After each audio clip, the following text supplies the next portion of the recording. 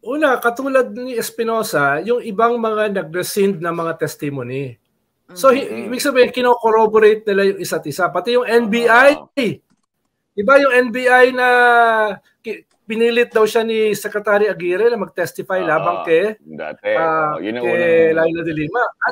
At yung halos lahat ng mga testigo, binawi yung kanilang mga testimony. Kaya nga, napawalang sala. Una, nag-bail si Laila. Ikalawa, napawalang sala na. Na-trap na yung kanyang mga kaso. Dahil walang ebidensya. So, yung sinasabi ni Kerwin Espinosa ay hindi bago. No? Parang lang siya, consistent lang siya doon sa iba na pinilit daw mag-testigo. Oo. At ngayon ay nakita mo, nakalaya si Laila. Diba? Ikalawa, kung yung tatay mo ay pinatay sa loob ng preso, di ba kakabahan ka? Kung sasabihin sa'yo, ikaw ang susunod at saka pamilya mo. Diba? Tapos, ikalawa, yung mga sinasabi niya ay kino-corroborate nitong mga testigo na dating mga enforcer ng Tokhang. Diba? Si Espenido. Diba? Ngayon si Garma, etc. No?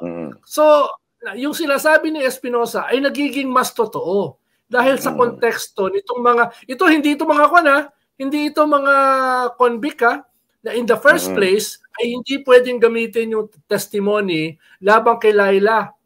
Paano mga convicted felon mga convicted criminal. Hindi pwedeng gamitin 'yon, no? Tapos ngayon ay napatunayan na pinuwersa lang sila. Pero kung ikaw si Kerwin Espinosa, kakabahan ka. Diba? Kakabahan ka dahil namatay yung tatay mo Tapos sabi sa'yo, papatay ka yung pamilya mo. Diba? Ang sabi nga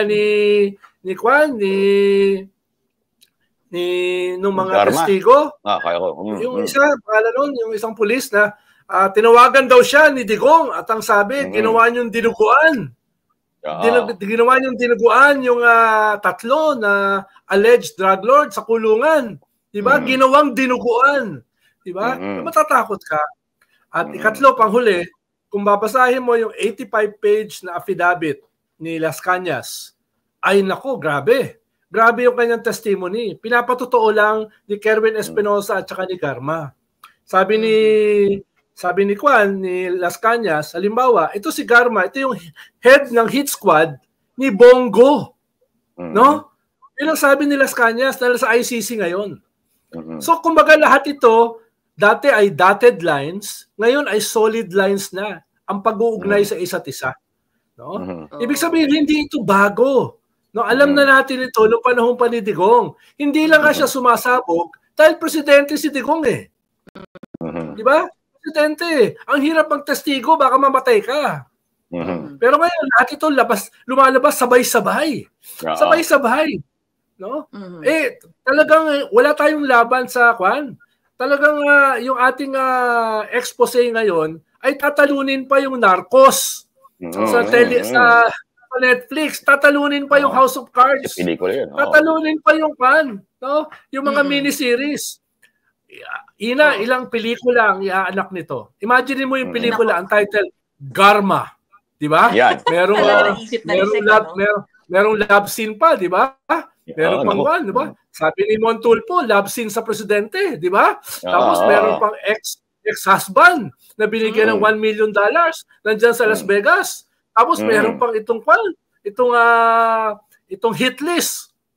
Hit list na binibigay daw ni Bongo, etc. etc. Tapos itong pera na dumadaan sa mga bangko. Dapat investigahan yung mga bangko na yon. Di ba? Dumadaan sa kanila yung pera, pampatay. Di ba? So, ang daming kwento, ang gulo. Papapahiya yung mga kwandito, Netflix miniseries. Yung mga creative writers, sabi nila, bato. Kikita rito yung mga direktor dito.